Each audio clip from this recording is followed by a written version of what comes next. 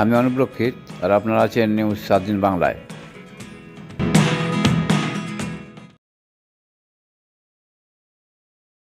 আজকে একটা রিপোর্ট নিয়ে প্রতিবেদন করতে এসেছি। এটা 10ই ফেব্রুয়ারি 2020 বর্তমান কাগজে বেরিয়েছিল। শরৎচন্দ্রের বাড়ি ঘিরে পর্যটক টানতে প্রস্তুতি জেলা পরিষদে, এটাই ছিল শিরোনামে। সামতাবেরে কথা সাহিত্যিক শরৎচন্দ্র চট্টোপাধ্যায়ের বাড়ি এবং ওনার বাড়ি কেন্দ্র করে দেউলটির পানিরচাষ এলাকার পর্যটনকে চায় হাওড়া জেলা পরিষদ।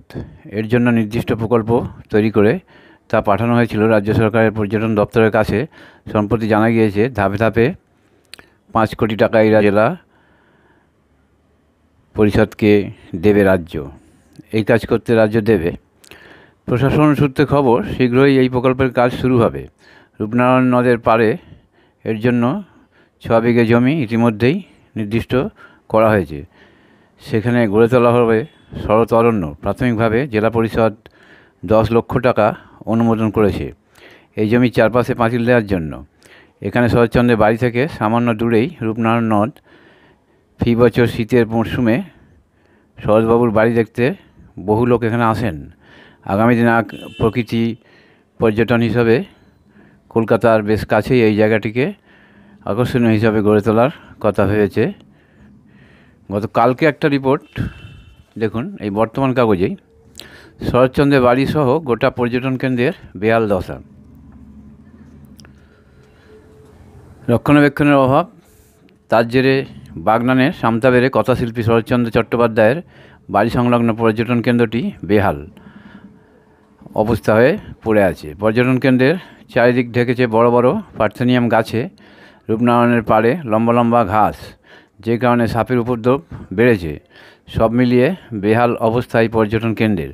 সভাপতি ক্ষুব্ধ পর্যটকরা। স্থানীয় গ্রাম পঞ্চায়েতের বক্তব্য, 100 দিনের প্রকল্পের কাজ না পাওয়ায় পর্যটন কেন্দ্র পরিষ্কার রাখার ক্ষেত্রে সমস্যা হচ্ছে। তবে এটি পরিষ্কারের কাজকে আমরা প্রাধান্য দেব বলে পঞ্চায়েত আশ্বাস দিয়েছেন। বাগনান 1 নম্বর ব্লকের কল্যাণপুর গ্রাম পঞ্চায়েতের সামতাবের কথাশিল্পী শরৎচন্দ্র চট্টোপাধ্যায়ের বাড়িটি হাওড়া জেলার অন্যতম পর্যটন কেন্দ্র। এখানে সারা বছর পর্যটকদের আনাগোনা লেগেই থাকে।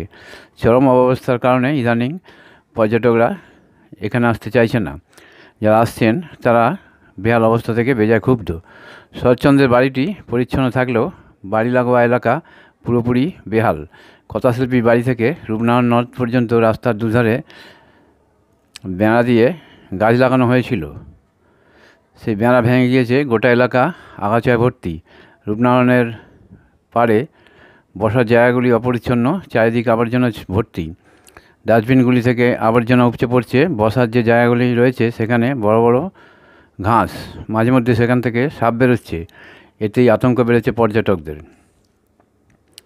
তাদের অভিযোগ, এখানে প্রকাশ্যে মদ্যপান চলে, চোলায় নিয়ে এসে বিক্রিও করা হয়। পর্যটন কেন্দ্রের বেহাল অবস্থা প্রসঙ্গে কল্যাণপুর গ্রাম পঞ্চায়েতের শিল্প পরিকাঠামো বিভাগের সঞ্চালক রেজাউল হোসেন বলেন, আগে 100 দিনের কাজে প্রকল্পে এই পর্যটন কেন্দ্র সাফসুতরো করা হতো। এখন এই প্রকল্প বন্ধ থাকায় এই কাজে ভাটা পড়েছে। পঞ্চায়েতেরও তেমন তহবিল নেই যা দিয়ে পর্যটন কেন্দ্রের উন্নতি করা যায়। তবে এ ব্যাপারে চিন্তাভাবনা চলছে। বেহাল পর্যটন কেন্দ্র প্রসঙ্গে হাওড়া জেলা পরিষদ বন ও ভূমি কর্মাধ্যক্ষ মানস বসু বলেন, ওই পর্যটন কেন্দ্র রক্ষণাবেক্ষণের দায়িত্ব পঞ্চায়েত সমিতির। এ নিয়ে আমরা পঞ্চায়েত সমিতির সঙ্গে কথা বলবো। তাহলে চিন্তা করুন, এর আগের রিপোর্টটা বেরিয়েছিল এই বর্তমান কাগজেই 10ই ফেব্রুয়ারি 2020। আজকে 2024, 20শে জুন 2024। তখন এই বর্তমান কাগজ রিপোর্ট করছে এই শরৎচন্দ্রের বাড়ির বেহাল দশার অবস্থা।